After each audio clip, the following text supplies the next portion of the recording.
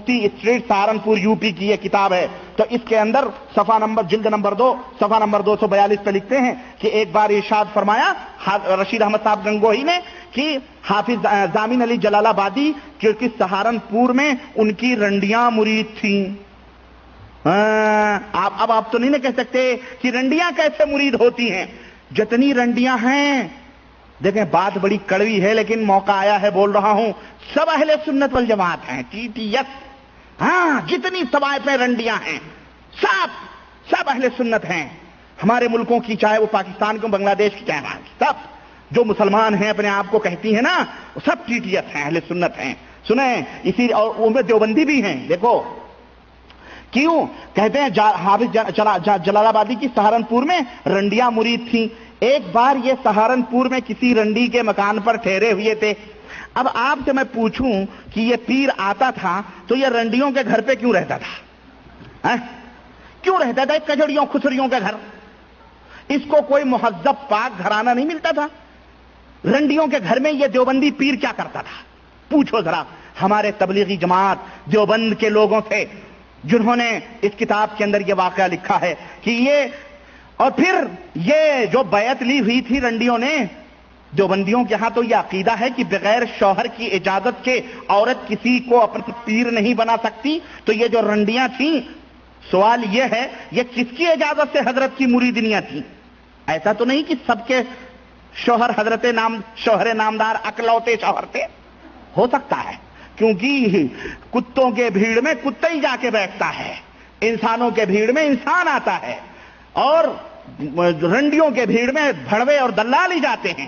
تو یہ پیر انہی لوگوں کا تھا. سنو، کہتے ہیں مریدنیاں مکان پہ ٹھہرے ہوئے تھے. سب مریدنیاں اپنے میاں صاحب کی زیارت کے لیے، اپنے میاں صاحب، اگر 2-4 دفعہ کوئی عورت کسی مرد کو میاں کہہ دے تو غلط فہمی میں ہو جائے گا، کہیں ہم ہی تو نہیں اس کے شوہر ہیں، ہے کہ نہیں؟ ڈر جائے گا وہ بیچارہ. تو یہ اپنے میاں صاحب کی زیارت کے لیے حاضر ہوئی، مگر ایک رنڈی نہیں آئی. اعوذ باللہ. کلمہ دیکھو میرا نہیں ہے، یہ بڑا کاٹدار کلمہ ہے جو حضرت رشید احمد گنگوہی استعمال کر رہے ہیں. ہمارے بہت سارے اخوان دوست جو ہیں، اللہ انہیں ہدایت عطا فرمائے، کچھ اپنے بھی ہیں، پرائے خیر تو ہم میٹھا بھی بولیں گے تو انہیں کڑوا لگے گا، لیکن ہمیں اپنوں سے بھی شکوہ ہے. کچھ اپنے اخوان ہیں، کہتے ہیں یار زبان بڑی سخت ہوتی ہے. ارے ہم نے کہا یار اس سے بھی زیادہ سخت کوئی بول سکتا ہے؟ ڈومنی، رنڈی، طوائف. اب میں تھوڑی کہہ رہا ہوں، یہ تو اس میں لکھا ہوا ہے سب، کتے بلی. میں نہیں کہتا ہوں کہ سب لکھا ہوا ہے، تو میں پڑھتا ہوں. اب میں اس کو ہلکا کر کے کچھ لکھنؤ کی بھٹیارنوں والی زبان بولوں تو لوگوں کی سمجھ میں نہیں آئے گا، ہے کہ نہیں؟ اس لیے جو لکھا ہے سادے سودے آدمی ہیں بول دیتے ہیں. تو کہتے ہیں کہ ایک رنڈی نہیں آئی.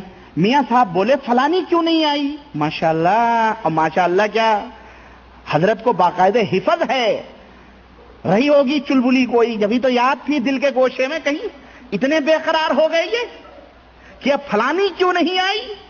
جبھی تو یاد تو کوئی ایسی ویسی نہیں رہتی، فالتو کوئی اہم تھی جبھی یاد رہی، ہے کہ نہیں؟ فلانی کیوں نہیں آئی؟ رنڈیوں نے جواب دیا میاں صاحب ہم نے اس سے بہترا کہا کہ چل میاں صاحب کی زیارت کو. اس نے کہا میں بہت گنہگار ہوں، بہت روسیاہ ہوں، میاں صاحب کو کیا منہ دکھاؤں، میں زیارت کے قابل نہیں. کم از کم اس بے شرم پیر سے تو وہ باحیا مجھے لگ رہی تھی، ہے کہ نہیں؟ جو اتنی جٹائی کے ساتھ رنڈیوں کے گھر. میاں عام جاہل بیچارہ تو اس ایریا سے نہیں گزرتا ہے، بالخصوص اگر داڑھی اوڑھی ہو تو اور بیچارہ شرمائے گا. وہ ایریا سے گزرتے ہوئے نام نہیں لیتا ہے کہ نہیں؟ کہ جائے کہ ان کے گھر میں قیام کرے، اور وہ بھی ایسا قیام کہ اس نے کوئی تبدیلی بھی پیدا نہ کی. باقاعدہ برسوں سے وہ کام چالو تھے اور مریدنیاں مرید ہو رہی تھیں اور وہ کام بھی چل رہا تھا. بھئی اگر یہ کہا جاتا چلو بھائی وہ اصلاح کے لیے گئے تھے، تو حضرت جب اصلاح کے لیے گئے تھے تو اتنی برس میں ایک بھی نہ سدھری کہ ان کے گھر جا کے قیام کر لیں، ہے کہ نہیں؟ کہ وہ باقاعدہ اقرار کر رہی ہے کہ میں روسیاہ ہوں، غلط کار ہوں. لیکن چلیں یہ دیوبندیوں کا پیر دیکھیں. اچھا جناب میاں صاحب کو میں زیارت کروں. میاں صاحب نے کہا نہیں جی تم اسے ہمارے پاس ضرور لانا. دل کی دھڑکن، دل میں آگ لگی ہو تو کہاں سے بجھے؟ اسے دیکھے بغیر حضرت کو چین نہیں ہے نا، اسے ضرور لانا. ہمارا پیر تھا نا، ہمارا پیر، رب ذوالجلال کی قسم ہے، بہرائچ، گونڈا، بستی، اور ہم تو اجمیر تک گئے اس کے ساتھ، اب بہت دور دور گئے. بہرحال ہمارے گلے میں تعویذ کی تھیلی لٹکی رہتی تھی، ایک طرف قرآن کا تھیلا، ایک طرف تعویذ کی تھیلی. اعوذ باللہ. جب وہ گاؤں سے نکلنا ہوتا تو ہر گھر میں جاتا، وہ ہر گھر میں جاتا. کیوں جاتا؟ مرد لوگ تو باہر نظر آنے دے دیتے، عورتوں کا کون وصول کرے؟ تو گھر میں جاتا، تو گھر میں مصلی بچھا رہتا، وہاں ایک گلاس میں پانی رہتا، وہ پانی پیتا اور